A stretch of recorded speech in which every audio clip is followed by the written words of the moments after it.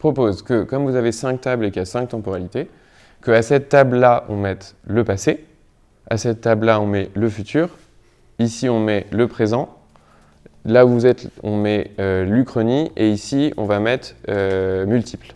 Donc il faut bien imaginer qu'on a 14 personnes avec des expériences et des backgrounds très différents.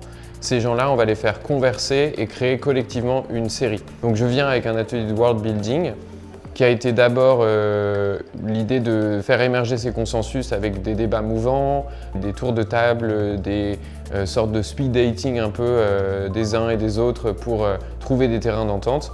Puis une fois que ça a été fait, proposer une sorte d'entonnoir créatif de questions successives qui permettent de faire émerger les bases, le périmètre des séries. Quel est le point déclencheur de l'histoire, à quel public ça va s'adresser, ce genre de choses-là. C'est aussi pas facile à faire, ou pas forcément le truc le plus spontané pour moi.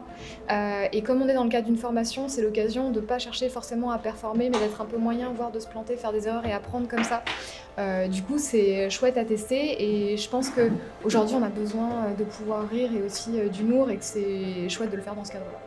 L'avantage du présent, c'est que ça permet de plus développer les personnages, leur motivation. Vu que le présent est déjà ancré dans l'esprit de tout le monde, ça permet de plus se focaliser sur ça.